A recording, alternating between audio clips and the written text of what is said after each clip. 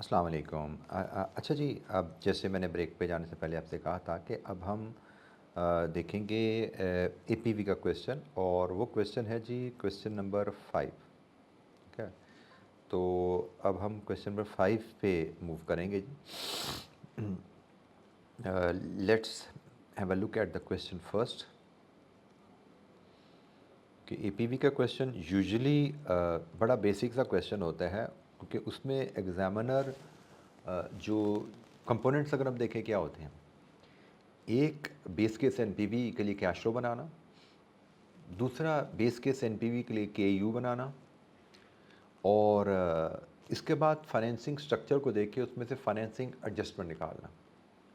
अब financing adjustment case to case depend करता है, 3 हो, 4 हो, 5 हो। अब हम सवाल पढ़ेंगे तो हमें अंदाज़ा लगेगा कि कौन कौन सी फाइनेंसिंग एडजस्टमेंट यहाँ पे टेस्ट की जा रही है। जैसे फाइनेंसिंग एडजस्टमेंट में आपकी इशू कॉस्ट की एक एडजस्टमेंट होती है, एक tax saving on issue cost की पॉसिबिलिटी हो सकती है, फिर tax saving on interest payments आती है, फिर आपकी सब्सिडाइज लोन की वजह से उसकी सब्सिडी पे सेविंग आती है, और tax saving lost on subsidy, फिर स्पेयर डेट कैपेसिटी की एक एडजस्टमेंट होती है। तो ये total there are maximum 6 possible adjustment जो हमें एपीवी में एग्जामिनर टेस्ट कर सकता है।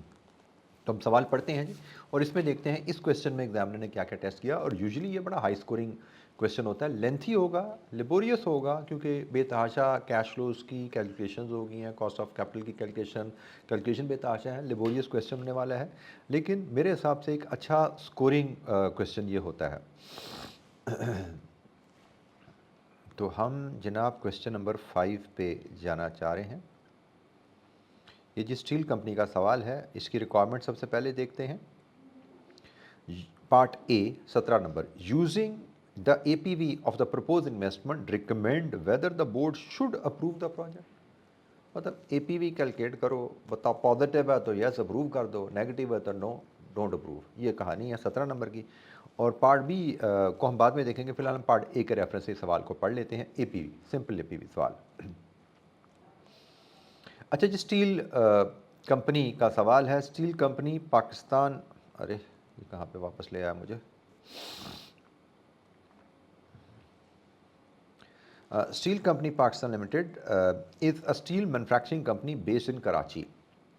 The company produces steel that is used by the shipbuilding industry in the manufacture of ships. So company is in steel industry. The board would like to diversify the and produce steel that can be used by building construction industry. अब ये बड़ा interesting सा जुमला है। अभी बना steel ही रहे हैं और बाद में भी स्टील ही बनाना है, लेकिन डाइवर्सिफाई का वर्ड यूज़ कर लिया। तो डाइवर्सिफाई का वर्ड ये बिजनेस डाइवर्सिफिकेशन के लिए उसने यूज़ नहीं किया, कस्टमर बेस्ड डाइवर्सिफिकेशन के लिए यूज़ किया है। तो ये ज़रा इसने कैच डाला है मेरे हिसाब से यहाँ पे, कि बिजनेस तो डाइवर्सिफाई हो ही नहीं रहा, पहले भी स्टील बना रहे हो, बाद में भी स्टील बनाना है, तो आप स्टील मैन्युफैक्चरिंग इंडस्ट्री में ही है। कस्टमर बेस आप डाइवर्सिफाई करना चाह रहे हो कि पहले अभी हम सिर्फ शिप बनाने वाले कस्टमर्स को स्टील बेच रहे हैं, अब हम बिल्डिंग कंस्ट्रक्शन वालों को भी बेचना चाहते हैं स्टील।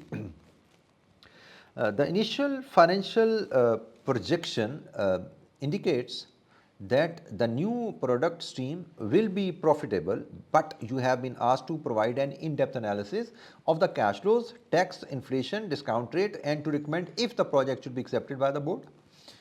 Projected cash flow.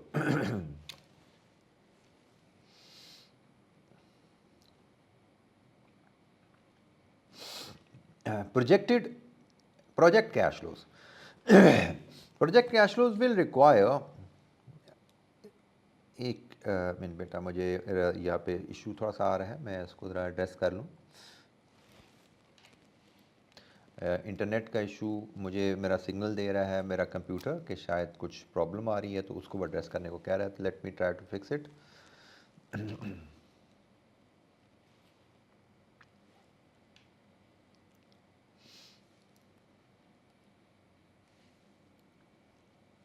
अच्छा जी, प्रोजेक्ट कैश फ्लोज।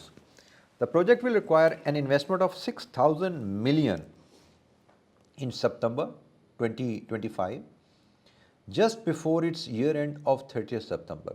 अच्छा, ये कोई आप लोगों के लिए, अब सीफैब के बच्चों के लिए कोई नया कैश तो होना नहीं चाहिए। 6,000 मिलियन की आपने इन्वेस्टमेंट करनी है सितंबर में, और ईयर एंड भी 30 सितंबर ही है, जस्ट बिफोर ईयर एंड आपने इन्वेस्टमेंट करनी है। ये वो सिनेरियो है जो अक्सर किताबों में डिस्कस होता है, अक्सर सवालों में भी कभी कभी टेस्ट हुआ होता है। मुझे भी ये सिनेरियो एग्जामिनेशन में पास पेपर क्वेश्चंस करते हुए, इलस्ट्रेशन करते हुए, डिस्कशन करते हुए याद है कि भाई ये ज़ीरो जब हम इन्वेस्टमेंट कर रहे हैं तो इन्वेस्टमेंट करते ही ईयर एंड आ गया।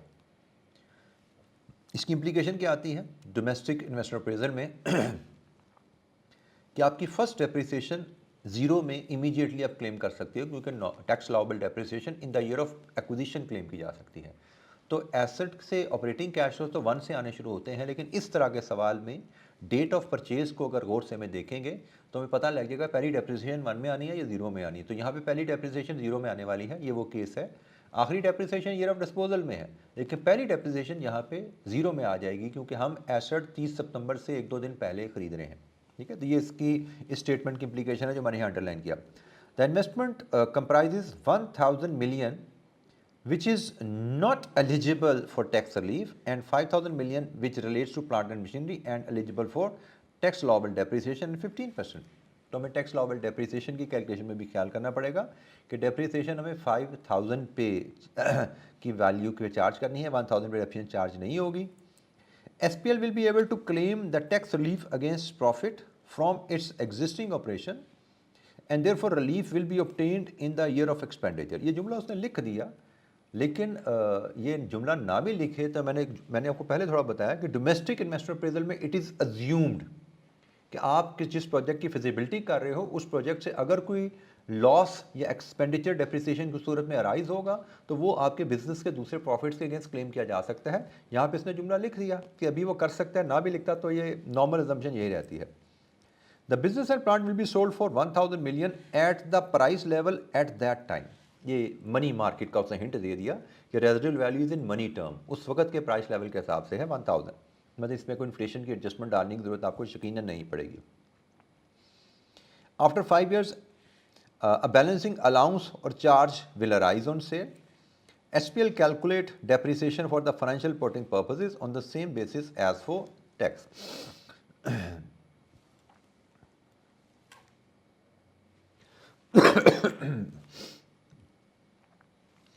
The board expect to sell 15,000 tons of steel to construction industry customer in the first year with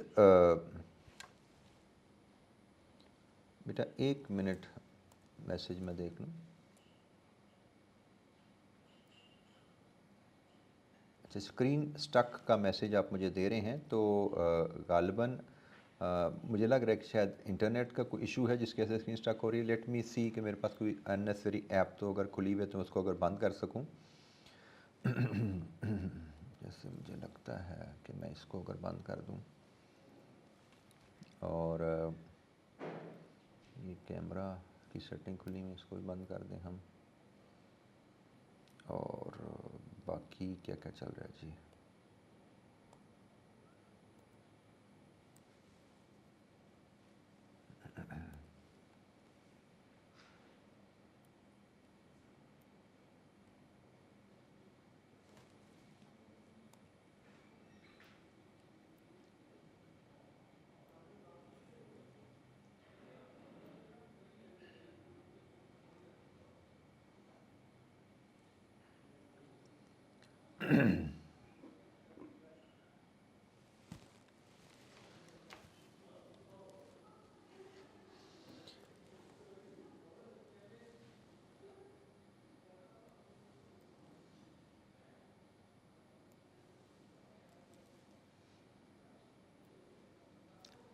जी बेटा, मुझे बताएंगे अब अगर स्क्रीन अब मूव कर रही है उस, अब तो स्टक का इशू नहीं है और वॉइस इशू आपका रिजॉल्व हो गया, कोई इसमें प्रॉब्लम तो नहीं आप लोग फेस कर रहे?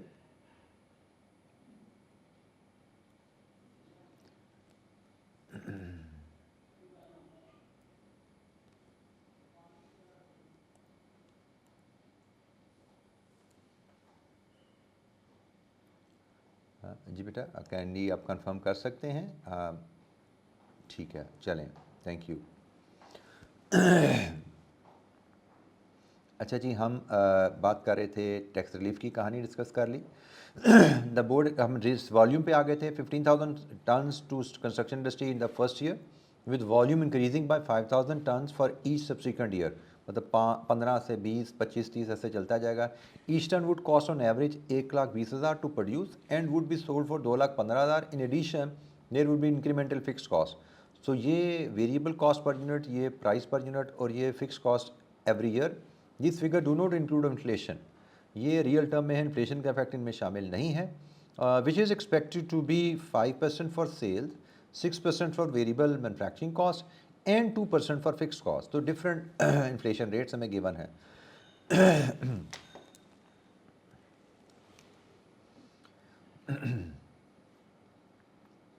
Investment in working capital is required and must be sufficient to cover 10% of the following year sale. Usually आपको पता है इन्वेस्टमेंट इन वर्किंग कैपिटल साल के शुरू में आती है और कह रहे जी पहले साल के शुरू में पहले साल की सेल के 10% के बराबर आपको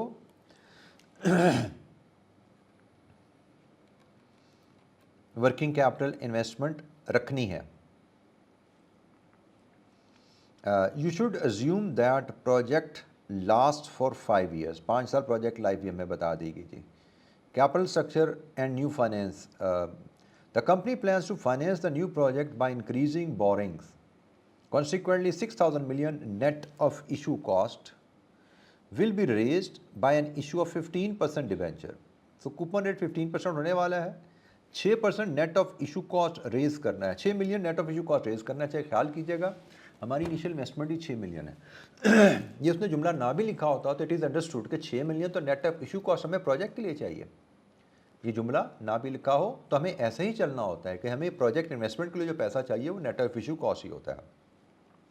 और 15% डिबेंचर मतलब 15% कूपन रेट है, 15% कॉस्ट ऑफ फाइनेंस नहीं है। ये भी याद रखिएगा क्योंकि सवाल में एक और कैच है, मुझे याद आ गया।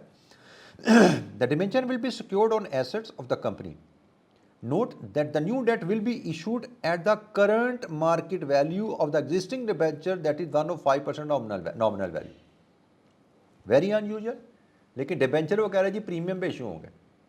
मतलब 100 रुपये का डिबेंचर 105 रुपये का इशू करोगे आप, लेकिन कूपन रेट 15% होगा। मतलब 100 रुपये का डिबेंचर 105%, मतलब 105 रुपये होगा, लेकिन कूपन रेट 15% का मतलब उस पर सालाना इंटरेस्ट कितना आएगा? 15 रुपये। 105 के ऊपर 15% अप्लाई नहीं होना भाई। कूपन रेट 15% का मतलब 15% नॉमिनल वैल्यू पर अप्लाई होना है। ये इसमें कैच है जो कि यूजुअली सवालों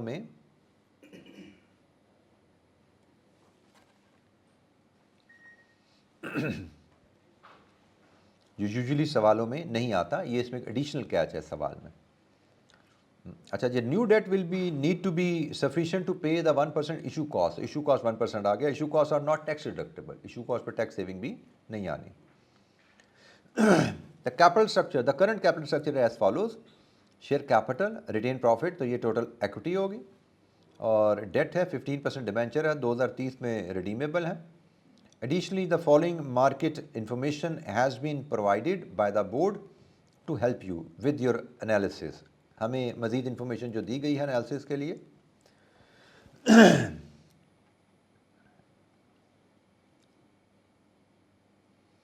अच्छा जी, आप मुझे बता रहे हैं कि वॉइस में डिस्ट्रप्शन आ रही है, तो वो बेटा मुझे लगता है कि शायद थोड़ा सा इंटरनेट में यहाँ पे थोड़ी सी ऊंच नीच हुई हुई है जिसकी वजह से गड़बड़ हो रही है। तो मैंने कोशिश तो की थी कि मेरे एंड से जो ऐप्स वगैरह अगर कोई एक्स्ट्रा खुली हुई है अननेसेसरी उसको बंद किया जाए, लेकिन आप बता रहे हैं कि वॉइस में डिस्ट्रप्शन थोड़ी थोड़ी आ रही, तो मुझे लगता है कि शायद हमें थोड़ा सा इसको। अच्छा जी, अब आ रही है और अब आप कह रहे हैं कि स्क्रीन भी स्टक हो रही है। तो अपेरेंटली ये जो इशू है ये इंटरनेट की स्पीड की वजह से आया है। तो वी कैन एक्सपेक्ट कि ये issue resolve with in minutes हो जाएगा। और अगर खुदा ना खास्ता कमी बेशी रह जाती है तो ये आपको बेटा वो यूट्यूब पे इसकी रिकॉर्डिंग तो मिलेगी, तो वहाँ से आप इसकी कमी बेशी जो वहाँ से रिज़ॉल्व कर लीजिएगा। अभी देखते हैं इंशाअल्लाह, होपफुली आई होप कि थोड़ी देर में ये मसला आपका सेटल इंशाअल्लाह हो जाएगा। और अगर नहीं होता जैसे मैंने कहा तो यूट्यूब पे अवेलेबल होंगी चीज़ें, क्वेश्चन आंसर की फैसिलिटी भी हम कोशिश करेंगे आपको प्रोवाइड करें। अच्छा जी, एसपीएल बीटाज हमें दिए गए हैं। एसपीएल का इक्विटी बीटा, एसपीएल का debt beta, industry average asset beta for ship building, building construction, market value share price SPL की, एसपीएल का डिबेंचर जिसकी फेस वैल्यू 1000 है उसकी मार्केट वैल्यू, ये पहले भी उन्होंने बताया था 105 पे चल रहा है। SPL EPS projected for the year ending 30th 2025 जो ख़त्म होने वाला भी साल, corporate tax rate, market return RM और RF. Assume that asset betas of steel manufacturing for shipbuilding and building construction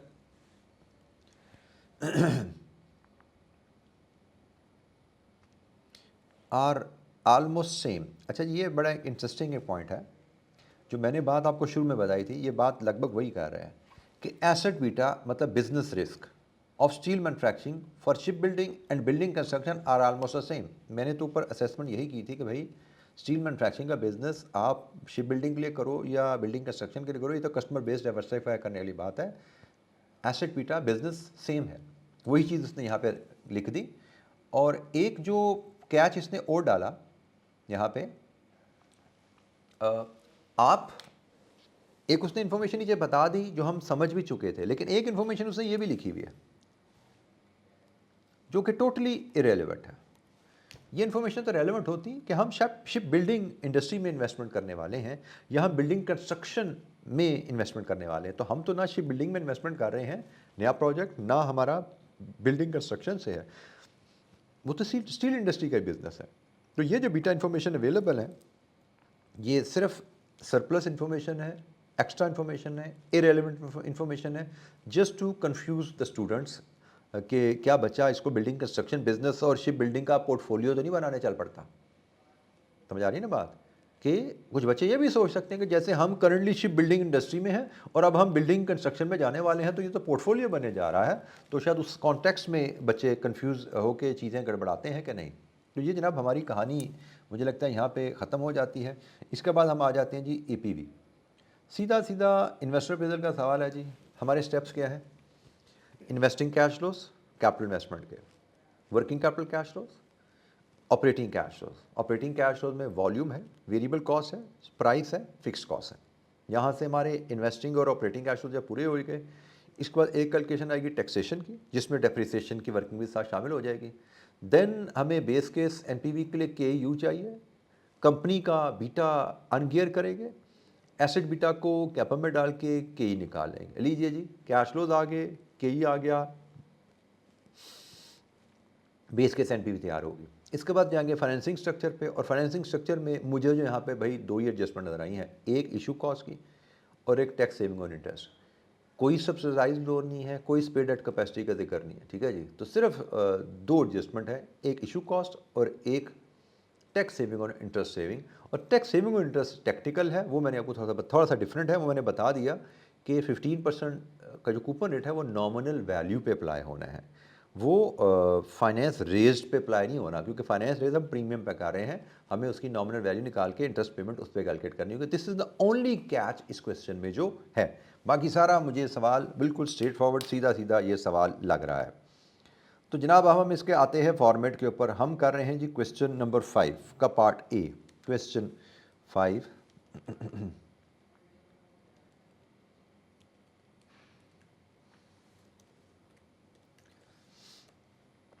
अच्छा जी, हमारे पास ईयर वाइज डाटा जो अवेलेबल है उसके मुताबिक हम चलते हैं।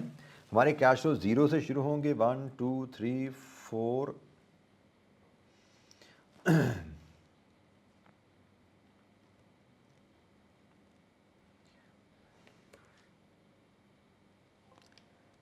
5। और टैक्सेशन के बारे में ऐसा कोई जिक्र नहीं कि ये एरियर में है, तो हम कैश फ्लोज को इसी तरह 0 से 5 तक ही रखेंगे।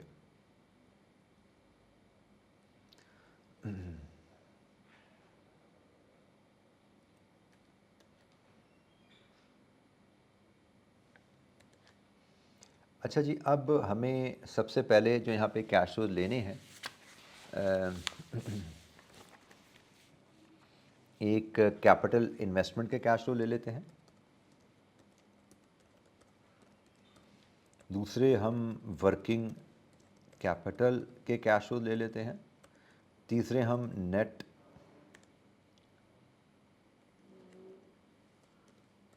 ऑपरेटिंग कैश फ्लो ले लेते हैं और इसके बाद इसकी टैक्सेशन भी हम ले लेंगे। मुझे लगता है ये हमारा टोटल बनेगा। यहाँ से हम नेट प्रोजेक्ट कैश फ्लो बनाएंगे, फिर डिस्काउंट फैक्टर लाएंगे हम जो कि KEU पे होगा, वर्किंग बना के लाएंगे। इसके बाद हम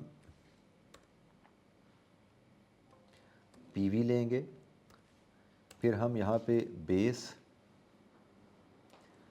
केस NPV बनाएंगे और इसके बाद इसमें एडजस्टमेंट डालेंगे, फाइनेंसिंग एडजस्टमेंट, जिसमें जो मुझे नज़र आ रही हैं एडजस्टमेंट्स, एक इशू कॉस्ट की मुझे लगा था एडजस्टमेंट है और एक tax saving on interest. Tax saving on issue cost है नहीं, टैक्स सेविंग ऑन इंटरेस्ट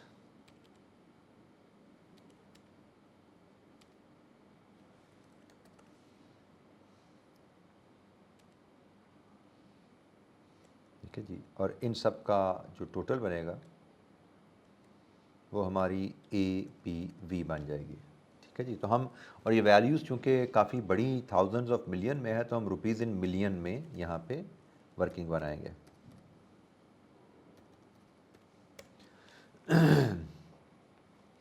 अच्छा जी, कैपिटल इन्वेस्टमेंट से कहानी शुरू करते हैं और ये बल्कि हम मिलियन में है तो यहाँ पे एक काम और करते हैं ना, हम ज़रा डेसिमल्स भी यहाँ पे डाल लें।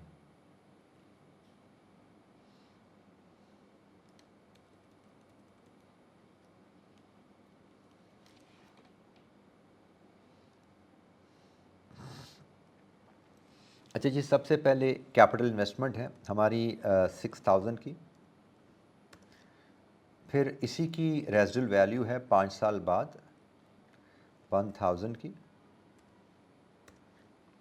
वर्किंग कैपिटल कैश फ्लोज के लिए हम बना लेते हैं वर्किंग 1 सबसे पहले, नहीं बल्कि हमें पहले net operating cash flows calculate करना पड़ेगा क्योंकि वर्किंग कैपिटल कैश फ्लोज तो हमारे रेवेन्यू पे बेस करते हैं, तो पहले रेवेन्यू में बनाना पड़ेगा। तो हम पहले वर्किंग 1 से नेट ऑपरेटिंग कैश फ्लोज बनाएंगे, उसके बाद वहाँ पर रेवेन्यू भी कैलकुलेट हो जाएगा, उसको लेके वर्किंग 2 में हम वर्किंग कैपिटल कैश फ्लो ले आएंगे और वर्किंग 1 की ही एक्सटेंशन में ही हम टैक्सेशन भी कैलकुलेट कर लेंगे। ठीक है जी। और एक वर्किंग हमारी KU के लिए बनेगी से वर्किंग 3, और इसके बाद एक वर्किंग हमारी फाइनेंसिंग एडजस्टमेंट के लिए इशू कॉस्ट की बनेगी और एक वर्किंग हमारी टैक्स सेविंग ऑन इंटरेस्ट के लिए बनेगी जनाब। ये हमारी टोटल सवाल आंसर की कहानी यहाँ पे बन रही है और ये हम यहाँ पे APV कैलकुलेट कर रहे होंगे। आंसर जो हमारा यहाँ पे आएगा APV का वो हम इधर प्रेजेंट करेंगे और इसके बाद यहाँ पे इसके नीचे हम डिसीजन भी ले लेते हैं। पॉजिटिव है तो एक्सेप्ट, नेगेटिव है तो रिजेक्ट। अच्छा जी, अब बेस केस NPV के लिए हमें अब हमें नेट ऑपरेटिंग कैश फ्लोज की तरफ जाना है जी, वर्किंग 1।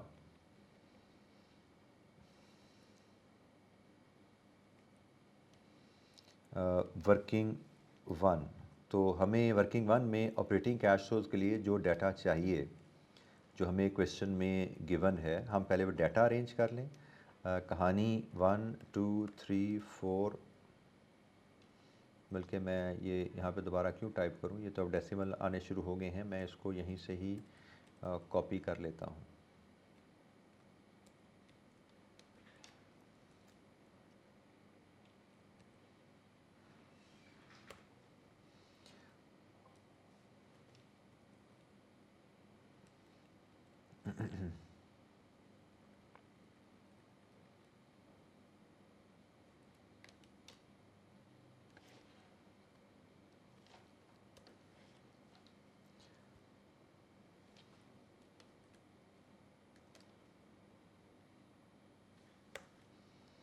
अच्छा जी, हमें जो ऑपरेटिंग कैश से रिलेटेड डाटा दिया गया है उसमें हमारे पास है सेल्स वॉल्यूम,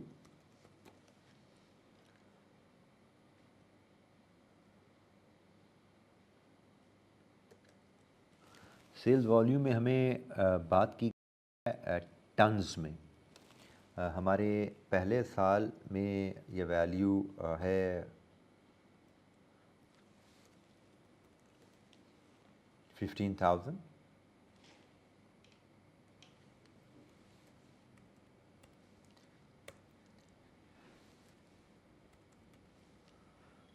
इसके बाद हमें कहा गया है कि हर साल इसने 5,000 से बढ़ते जाना है। तो पिछले साल की वैल्यू पकड़ें और इस पर 5,000 ऐड कर दें। ये दूसरा साल आ गया, तीसरा, चौथा, पाँचवा, ये लीजिए जी 5 साल का हमारा सेल्स वॉल्यूम आ गया। oops, my mistake, this plus 5।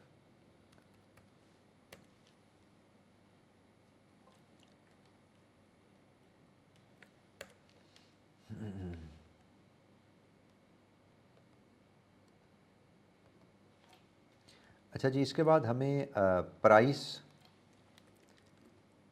Available है पर टन, और इसको हम इनिशियली रुपीज़ में ले लेते हैं प्राइस को।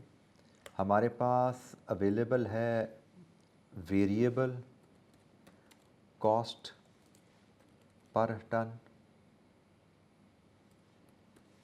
ये भी हम रुपीज़ में ले लेते हैं। और यहाँ से अब हम ऑपरेटिंग कैश फ्लो बनाना शुरू करते हैं। रेवेन्यू,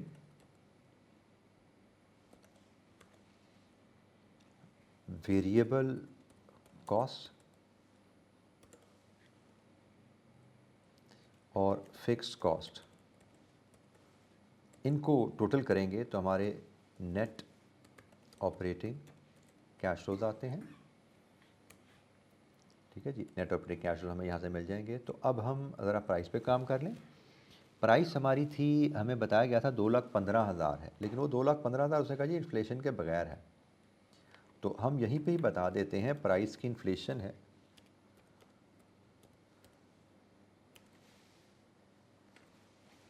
प्राइस की इन्फ्लेशन है 5% फॉर सेल्स, 5%। वेरिएबल कॉस्ट की इन्फ्लेशन है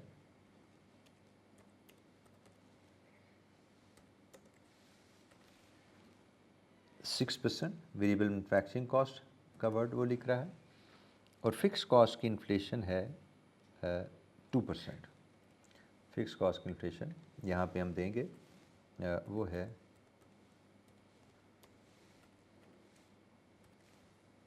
लीजिए जी। अब हम वर्किंग में वैल्यूज़ कैलकुलेट करना शुरू करते हैं।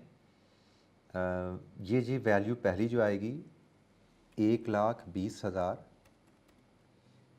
सॉरी प्राइस हमारी 2,15,000 है। 2,15,000 मल्टीप्लाइड विद 1.05, ठीक है जी। और ये पिछली प्राइस इंटू 1.05, लीजिए जी, ये हमारी प्राइस की वर्किंग आ गई।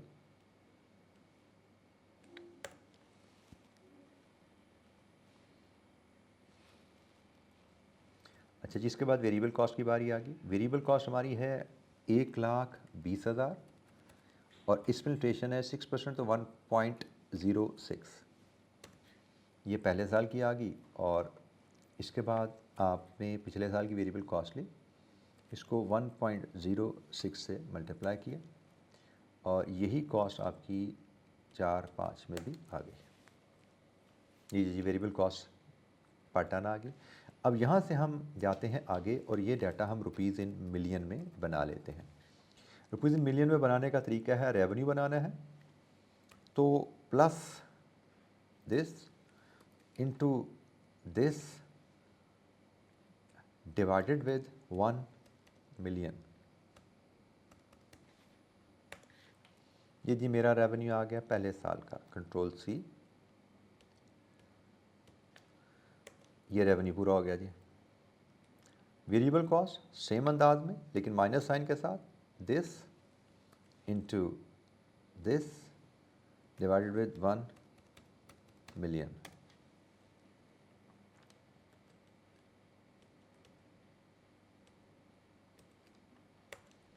इसके बाद फिक्स कॉस्ट, तो फिक्स कॉस्ट हमें बताया गया है, हमारी फिक्स कॉस्ट है 200 मिलियन, तो भाई ये भी नेगेटिव होगी, 200 इंटू 1.02, इसकी इन्फ्लेशन भी 2% है, और इसके बाद प्रीवियस कॉस्ट इंटू 1.02। लीजिए जी, ये हमारी वेरिएबल फिक्स कॉस्ट का डाटा आ गया।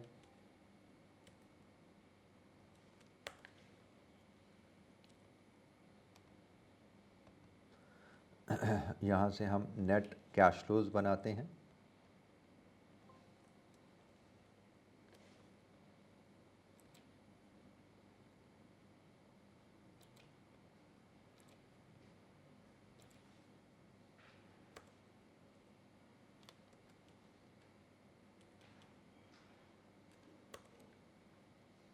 ये net cash flows, net operating cash flow हमारे ऊपर मेन शीट में लिंक हो जाएंगे जी।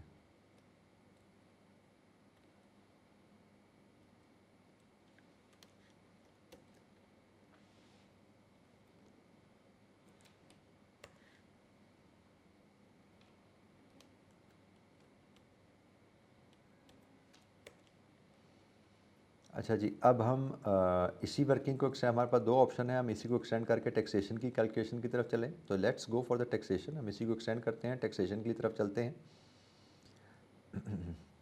हमें नेट ऑपरेटिंग कैश फ्लोज में से लेस करनी है टैक्स डेप्रीसिएशन, और यहाँ से फिर हमें मिलेगा टैक्सेबल प्रॉफिट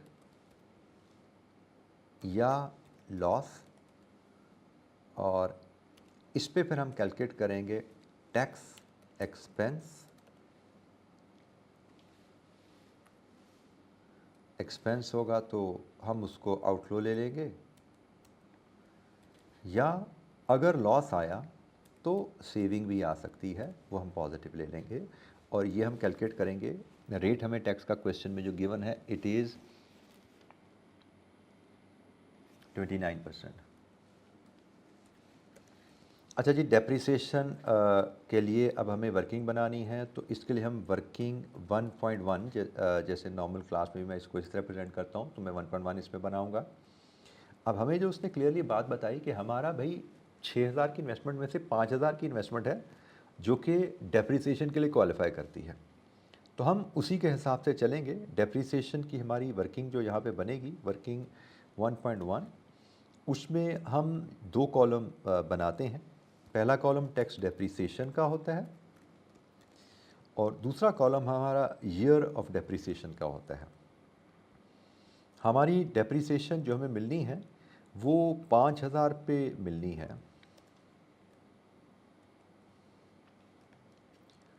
वो हमारी डेप्रीसिएशन 5,000 पे मिलनी है, और वो मिलनी है 15% ऑन रिड्यूसिंग बैलेंस बेसिस। तो पहली डेप्रीसिएशन हमारी होगी जनाब 5,000 का 0.15, ठीक है जी। और इसको जब मैं कैलकुलेशन के लिए यहीं से मैं अगर कॉपी कर लूँ,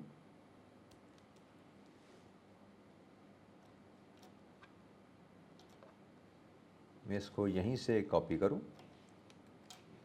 और इधर इक्वल के साथ पेस्ट कर दूँ, लीजिए जी, ये मेरी पहली डेप्रीसिएशन आ गई। और पहली डेप्रीसिएशन जैसे मैंने आपसे इनिशियली ही डिस्कशन में आपको तवज्जो दिला दी थी कि पहली डेप्रीसिएशन हमारी आएगी पीरियड ज़ीरो में, ठीक है जी। इसमें कोई हमारी दूसरी राय नहीं है कि ये डेप्रीसिएशन हमारी आनी है ज़ीरो में, फिर 1 2 3 4 5,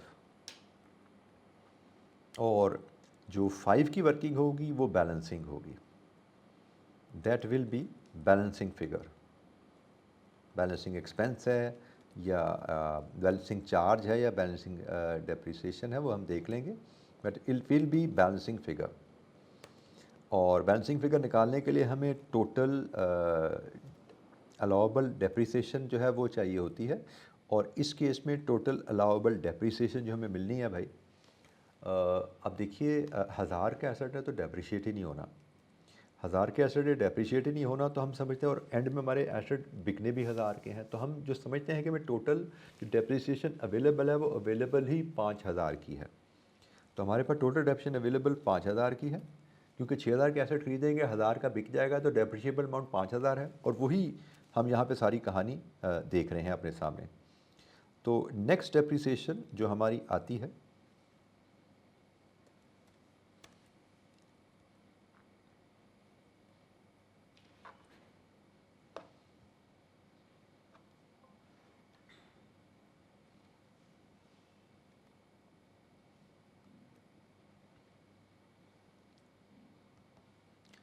नेक्स्ट डेप्रिसिएशन हम जो लेते हैं कि प्रीवियस डेप्रिसिएशन का हम 85% ले लेते हैं। कैलकुलेशन रिड्यूसिंग बैलेंस ले लो या प्रीवियस डेप्रिसिएशन का 85 ले लो, एक ही बात है, ठीक है जी। तो मैं इसको यहाँ पे इसी अंदाज में लेता चलता हूँ। प्रीवियस डेप्रिसिएशन का 85, प्रीवियस डेप्रिसिएशन का 85, ये हमारा यहाँ तक चलना है जी काम।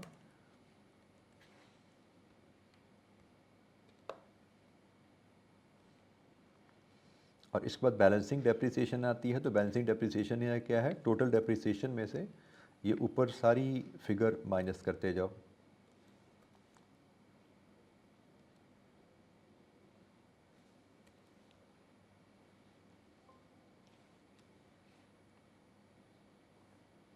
एक मिनट जी, कैलकुलेटर मेरा कंप्यूटर लगता है थोड़ा सा थक गया है, तो इसलिए ज़रा थोड़ा सा मिसबिहेव कर रहा है। बैलेंसिंग डेप्रिसिएशन की कैलकुलेशन दोबारा शुरू करते हैं जी। टोटल डेप्रिसिएशन में से जो प्रीवियस डेप्रिसिएशन चार्ज हो चुकी हैं उनको हम माइनस करते जा रहे हैं।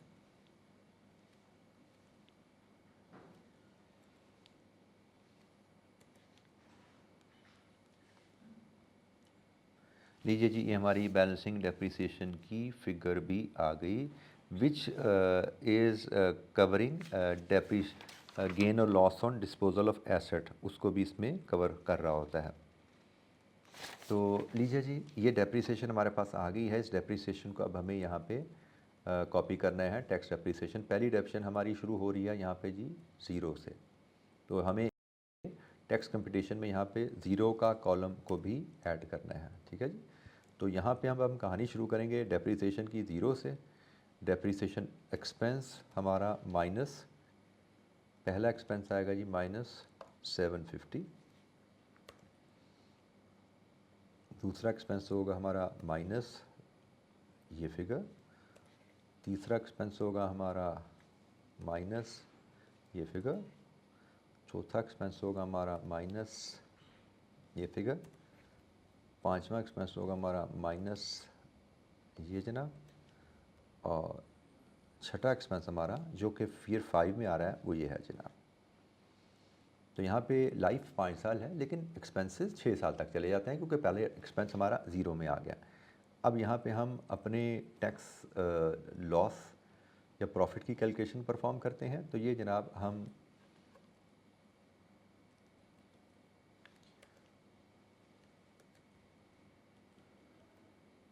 लॉस या प्रॉफिट की कैलकुलेशन आ गई, और अब जहाँ पे लॉस है वहाँ पे सेविंग आनी है। तो जनाब ये लीजिए, पहला 0 में लॉस है तो इसकी आनी है सेविंग, और बाकी जगह चूँकि प्रॉफिट है तो वहाँ पे आना है एक्सपेंस। एग्जामिनर ने इसकी प्रेजेंटेशन टैक्सेशन की फ़र्क अंदाज में की हुई है, मैं उसकी डिटेल में नहीं जा रहा, लेकिन कैश फ्लोज हमारे इंशाअल्लाह मैच उससे कर जाएंगे। तो this should be comforting factor कि भाई उसकी ट्रीटमेंट जैसे भी है, हमें वो सीखने की ज़रूरत नहीं है, वो एक अल्टरनेटिव प्रेजेंटेशन है। कुछ ऑथर्स उसको फॉलो करते हैं, बट हमें उसकी ज़रूरत है नहीं। तो लीजिए जी, टैक्स एक्सपेंस हमारे पास आ गया। अब हम टैक्स एक्सपेंस को भी अपनी मेन शीट से लिंक कर देते हैं।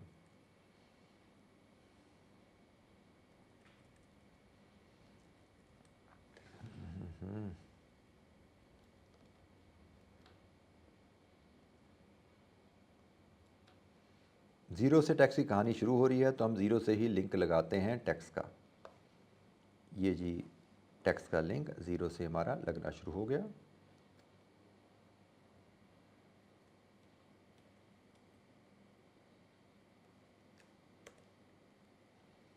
अच्छा जी, अब हमारे एक आइटम रह गई है वर्किंग कैपिटल की। अब हम वर्किंग कैपिटल के कैश फ्लोज बना लेते हैं। वर्किंग कैपिटल कैश फ्लो आपको पता है कि सेल से जब लिंक कर दिया जाए तो हम इसको दो कॉलम में बनाते हैं, बल्कि तीन कॉलम। एक वर्किंग कैपिटल रिक्वायरमेंट, एक column working capital cash flows और तीसरा कॉलम पीरियड। तो मैं इसको वर्किंग नंबर 2 जो बनाता हूँ वर्किंग कैपिटल की,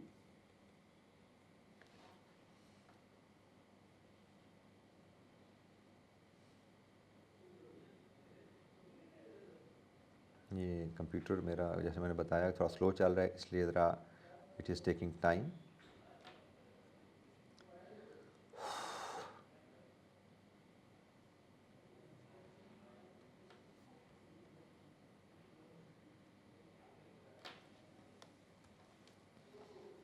अच्छा जी, हमें वर्किंग कैपिटल कैश फ्लोज के लिए वर्किंग बनानी है और वो वर्किंग है हमारी जनाब वर्किंग 2।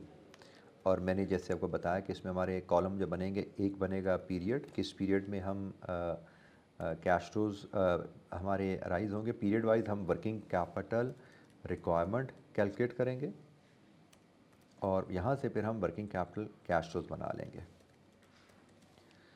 हमारी रिक्वायरमेंट शुरू हो जाएगी भाई ज़ीरो से, क्योंकि हर साल कारोबार के शुरू से पहले हमें इन्वेस्टमेंट चाहिए। ज़ीरो से कहानी शुरू होगी, 1 2 3 4 5, 5 में हमारी रिक्वायरमेंट कंप्लीट होती है और हम फुली रिकवर कर लेते हैं अपनी इन्वेस्टमेंट को।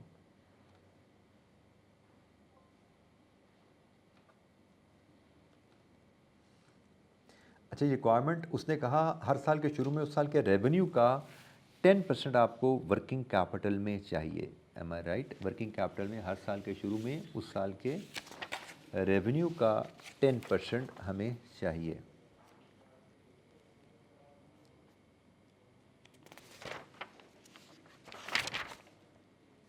जी बिल्कुल। तो अब हम यहाँ पे पहले साल का रेवेन्यू पकड़ते हैं। यह है जी पहले साल का रेवेन्यू और इसका 10% ये हमें चाहिए। फिर हम दूसरे साल का रेवेन्यू लेते हैं, यह है दूसरे साल का रेवेन्यू और इसका 10%। फिर हम लेते हैं तीसरे साल का रेवेन्यू, इसका 10%। Then we take fourth year revenue,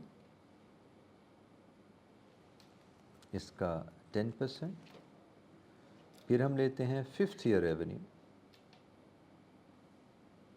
और इसका 10%। ये वर्किंग कैपिटल रिक्वायरमेंट आ गई और प्रोजेक्ट हमारा ख़त्म होना है 5 में और 5 में हमारी रिक्वायरमेंट हमेशा ज़ीरो होती है। अब हम वर्किंग कैपिटल कैश फ्लो बनाएंगे। हमें ज़ीरो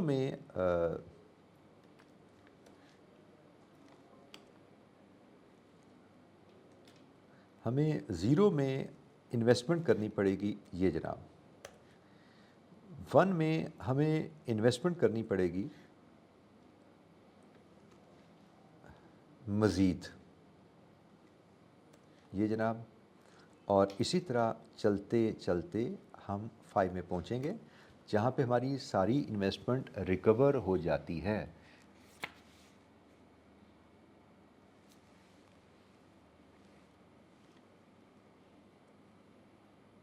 ये क्या गड़बड़ होगी?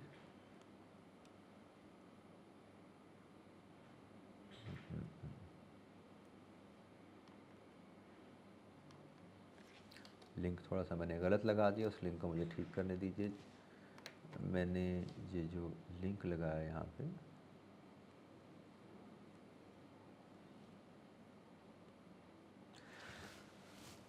ले जी एक्सेल थोड़ा सा सुस्ती से काम कर रहा है, तो अब ज़रा थोड़ा सा देखते हैं कब जवाब देता जी। हमें जवाब ही ना दे दे, दुआ करें जी। हाँ जी, ये हमसे गलती हुई थी। Let me see, minus this plus this.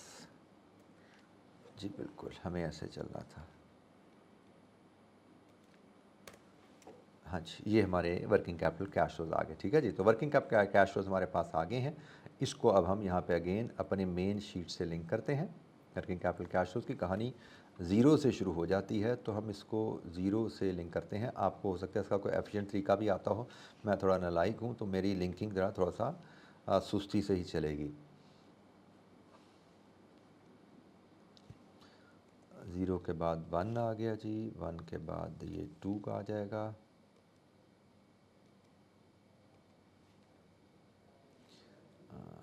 2 के बाद हमारा जी 3 आ जाएगा,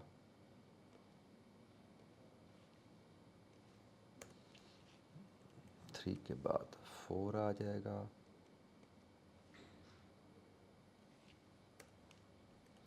4 के बाद ये हमारा जी 5 आ गया।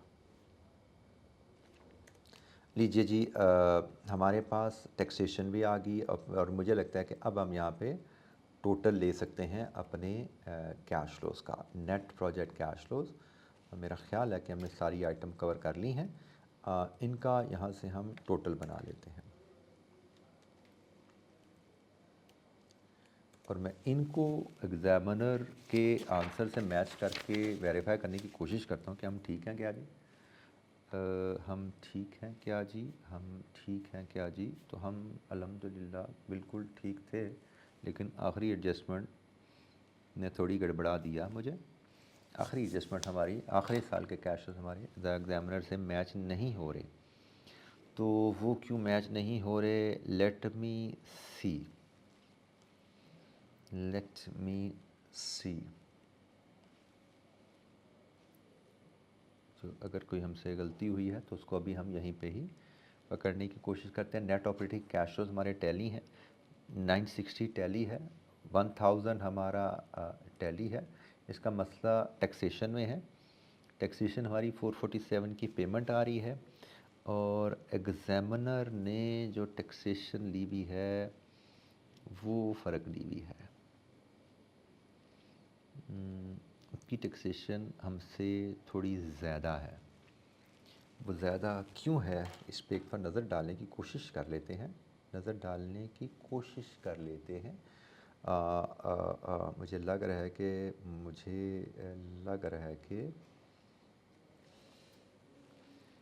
वो मसला शायद यहाँ पे है कि ये जो डेप्रिशिएबल यहाँ पे भी नहीं है।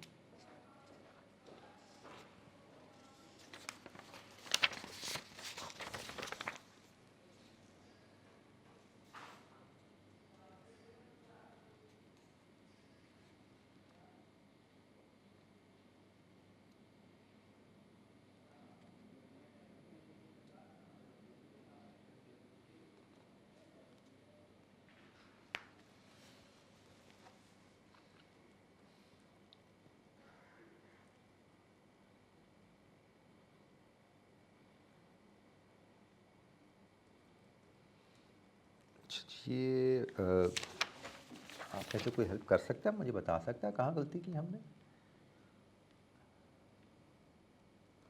वर्किंग भी हॉरिजॉन्टल करें सर, लिंकिंग इजी हो जाएगी। अच्छा जी, हाँ बेटा, बात आप बिल्कुल ठीक कह रहे हैं। मैंने कहा ना, मैं तो ज़रा नालायक हूँ। आप बिल्कुल हॉरिजॉन्टल करेंगे तो लिंकिंग वाकई आसान हो जाती है। वैसे मुझे लग रहा था कि हॉरिजॉन्टल और वर्टिकल को भी लिंक करने का तरीका होता है। मैं उस मामले में थोड़ा नालायक हूँ, मैंने इतनी बहुत ज़्यादा मेहनत नहीं की हुई। अच्छा, ये जो अब डिफरेंस आ रहा है ना, इस डिफरेंस को मैं कोशिश जो देख रहा हूँ, तो मुझे तो इमीडिएटली तो समझ नहीं आई कि ये फ़र्क यहाँ पे कैसे पैदा हो गया। एग्ज़ामिनर ने जो टैक्सेशन दो टुकड़ों में की हुई है, उन टुकड़ों को अगर मैं मिलाने की कोशिश करूँ तो 1091 माइनस 353, ये 738 की टैक्सेशन निकाली हुई है। 3762, 3762 बिल्कुल ठीक है। तो 3762 हमारी मैच है, और 3762 और ये डेप्रिसिएशन 2218।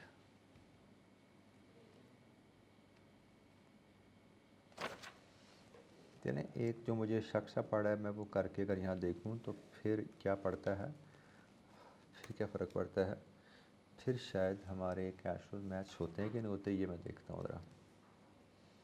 ये एक्सेल में सॉल्व करने का एक जो फ़ायदा है वो ये है। नहीं, ये तो नहीं हुआ मसला हल। आखिरी साल के कैश फ्लोज तो हल नहीं हुए।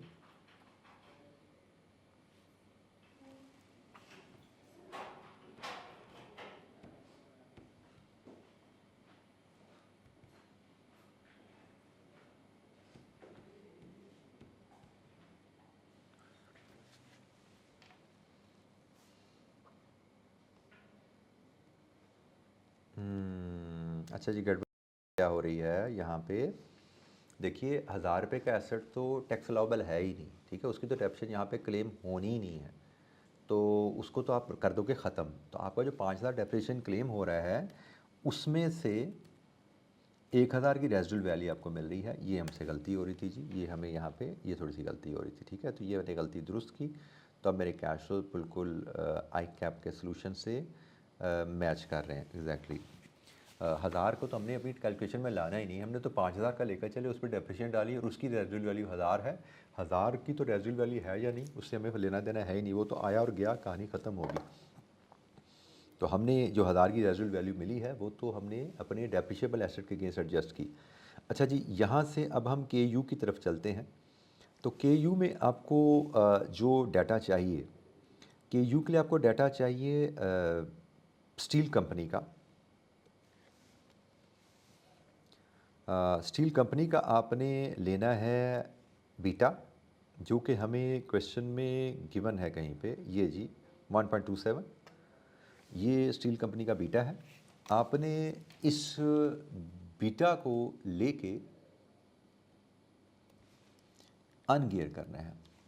अनगियर करने के लिए आपको स्टील कंपनी की गियरिंग चाहिए, और स्टील कंपनी की गियरिंग मिलेगी आपको, ये शेयर प्राइस है, ये डिबेंचर की प्राइस है, और यहाँ पे डाटा हमें अवेलेबल था कंपनी की करंट फाइनेंस स्ट्रक्चर का। यहाँ से नंबर ऑफ़ शेयर मिलेंगे, यहाँ पे नंबर ऑफ़ डेट इंस्ट्रूमेंट मिलेंगे, ठीक है जी। यहाँ से आप डाटा लेंगे मार्केट वैल्यू ऑफ इक्विटी का, मार्केट वैल्यू ऑफ डेट का, और इक्विटी बीटा का। और यहाँ से अपने बीटा को अनगियर करना है, अनगियर बीटा को कैपर में डाल के के यू लेनी है। ये है जी कहानी इसकी। तो लीजिए जी, इस कहानी को भी कंप्लीट करते हैं। हम के यू के लिए वर्किंग 3 पे जाते हैं।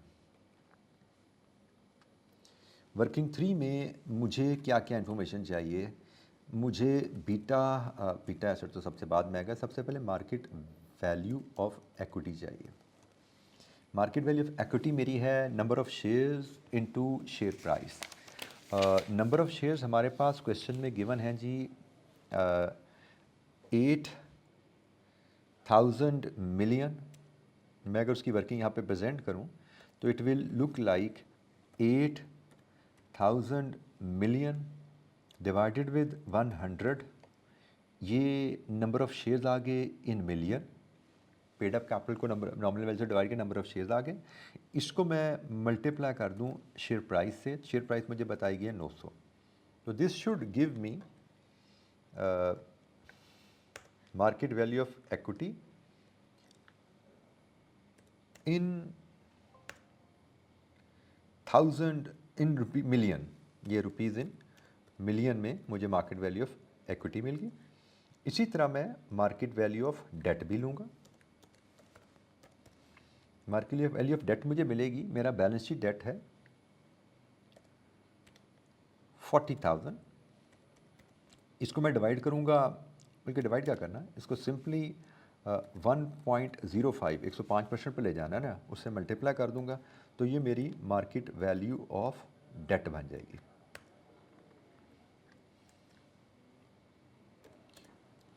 लीजिए जी, जब ये मिल गया तो मेरे पास बीटा इक्विटी अवेलेबल है कंपनी का 1.27। अब हम इसको फार्मूला में डाल के अनगियर करेंगे। Formula again you should recall, आपके पास beta gearing and ungearing के फार्मूला आपके पास अवेलेबल होते हैं।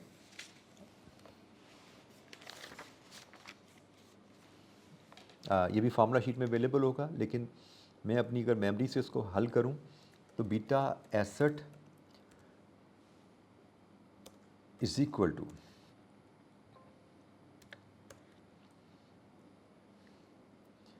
बीटा इक्विटी, इट इज़ 1.27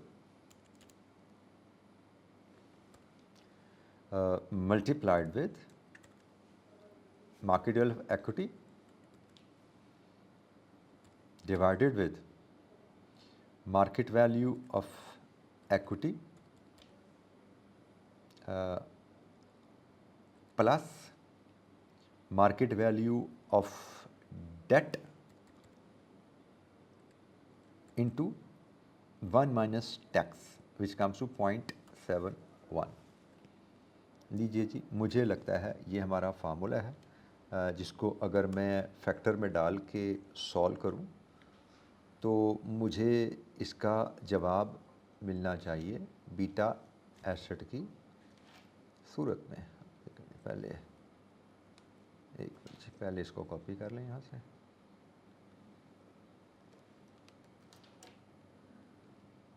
फिर अब हम यहाँ पे जाके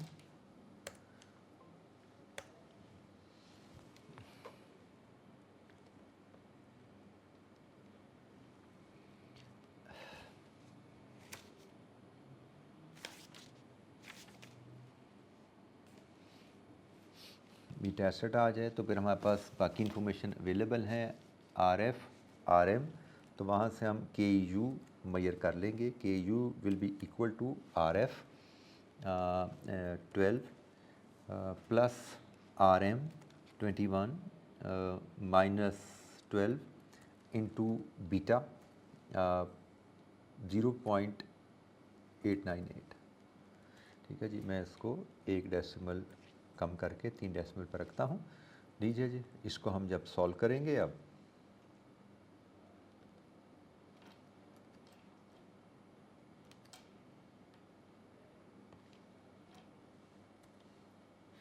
तो ये हमारी कॉस्ट ऑफ इक्विटी आ गई approximately 20%।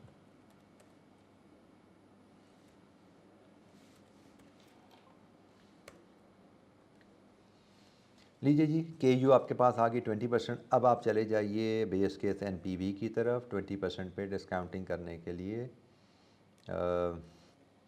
Discount factor.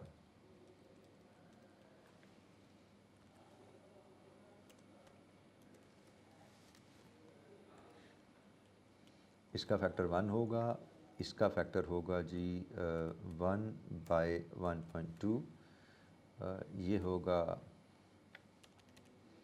previous factor divided with 1.2 and so on।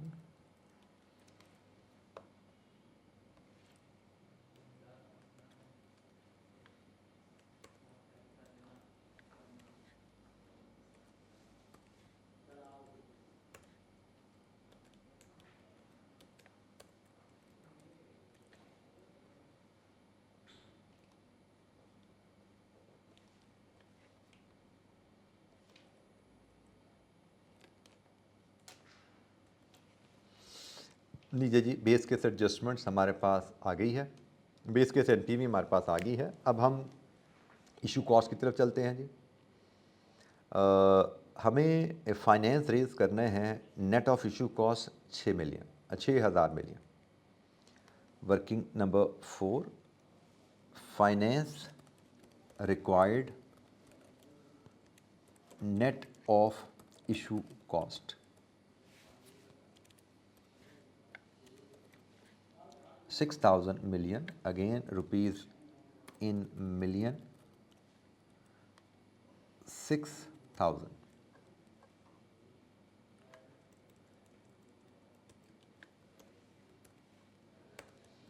अच्छा जी, 6,000 मिलियन है और हमें कहा गया है 1% इशू कॉस्ट लगती है। तो 1% इशू कॉस्ट जो हमारी आएगी उसकी कैलकुलेशन रहेगी 6,000 इज़ 99। तो 1% क्या है, 6,000 बाई 99, ये हमारी इशू कॉस्ट आ जाएगी। This is our issue cost 60.1। तो जनाब इशू कॉस्ट आप जाके एडजस्टमेंट में डाल दीजिए।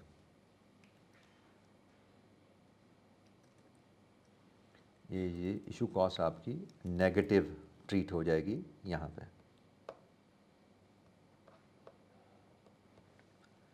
अच्छा जी, अब हमें इशू कॉस्ट मिल गई तो इसके साथ ही हमें पता लग गया हमारा ग्रॉस डेट है कितना।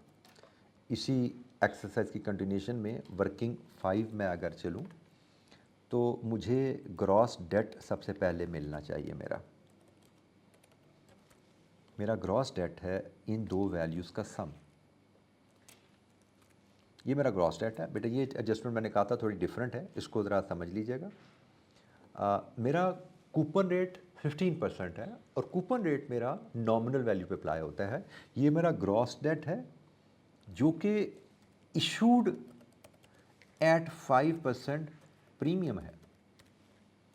तो मेरी नॉमिनल वैल्यू ऑफ डेट क्या बनी? इट विल बी, मैं चलें यहाँ पे फैक्टर हम पहले बना लें। It will be 6061 divided with 1.05। 5% premium बताना, तो प्रीमियम माइनस करो इसमें से, तो वो आपकी फेस वैल्यू आ जाएगी। ये मेरा नॉमिनल वैल्यू ऑफ डेट आ गया। नॉमिनल वैल्यू पे डेट आ गया, तो एनुअल इंटरेस्ट पेमेंट एट 15% मेरी,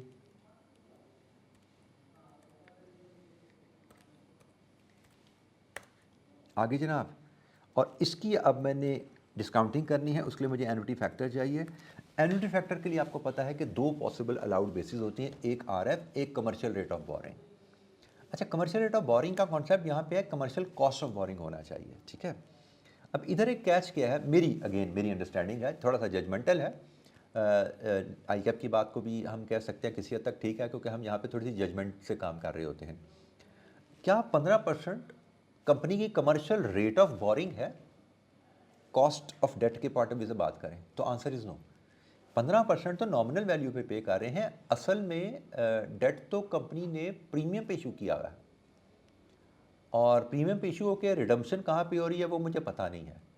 रिडम्पशन भी प्रीमियम पे है या पार पे है या डिस्काउंट पे है, बट एक चीज़ मुझे पता है कि मेरी कॉस्ट ऑफ फाइनेंस 15% नहीं है।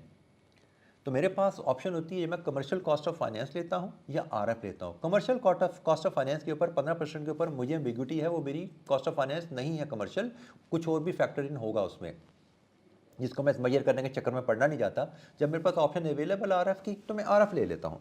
मैं 12% डिस्काउंटिंग यहाँ पे लूँगा, और ये मेरा 12% 5 ईयर का डिस्काउंट फैक्टर चाहिए, वो मुझे मिलना चाहिए यहाँ से। प्रेजेंट वैल्यू शीट यहाँ पे होती है, मुझे एन्युटी टेबल चाहिए 12% 5 ईयर।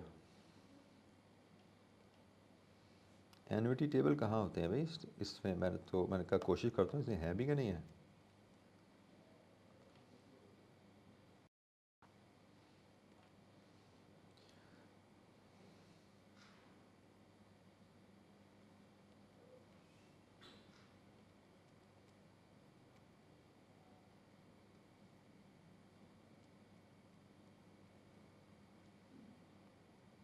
जी, प्रेजेंट वैल्यू टेबल तो यहाँ पे कहीं नज़र ही नहीं आ रहे।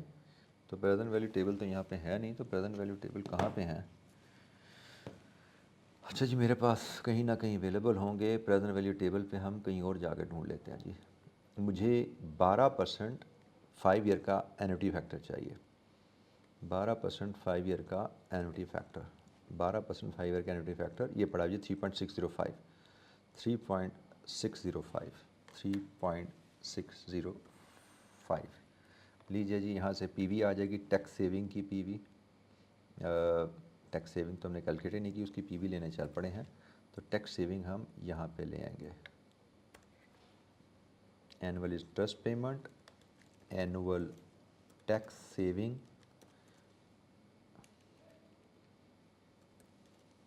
On interest at the rate of 29%, ठीक है जी।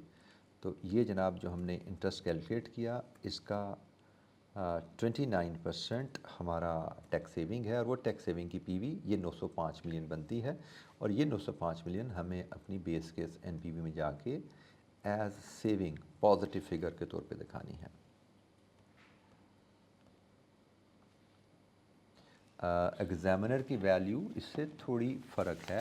उसकी वजह सिर्फ एक है कि उसने डिस्काउंट फैक्टर 15% का लिया हुआ है, ठीक है। तो मैंने डिस्काउंट फैक्टर जो लिया वो 12% का लिया है। अब ये मेरी यहाँ से जनाब, अब मेरी आएगी APV जो कि base case NPV plus financing adjustment है। मेरी बेस केस NPV 442 पॉजिटिव है, so project is feasible, project board should accept the project.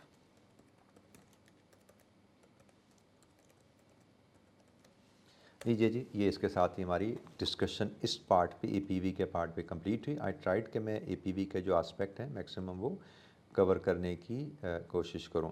अच्छा, आपने बेटा सवाल पूछा डेप्रिशिएबल अमाउंट 4000 कैसे हुई, 6K की इनिशियल इन्वेस्टमेंट, उसकी 1 की रीसेल वैल्यू।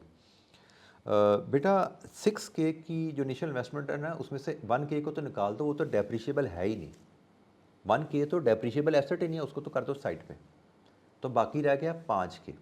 1K की एसेट डेप्रिशिएबल अमाउंट भी रेलिवेंट नहीं है, और हमें जो हम अज्यूम करें उस एसेट की तो इनिशियल इन्वेस्टमेंट साइड कर दो। यहाँ पे जो कॉन्सेप्ट लिया जा रहा है, जो समझ आ रहा है, जो एग्जामिनर जैसे लेके चल रहा है उसके हिसाब से बात करूँ। मतलब यस, ये आप जो बात करें, मैंने भी इनिशियल इसी सोच से चला था कि भाई हमने तो 6000 का एसेट लिया था, 6000 में से 5000 पर डेप्रिसिएशन कैलकुलेट करते गए, और पीरियड एंड पे वो 6000 का एसेट एक का बिक रहा है, तो मैं ये अज्यूम कर रहा हूँ, मैं उस वक्त ये अज्यूम कर रहा था वो 1000 मेरा नॉन डेप्रिशिएबल एसेट से लिंक करता है, तो डेप्रिशिएबल एसेट की मेरी 5000 अवेलेबल फॉर डेप्रिसिएशन होगी।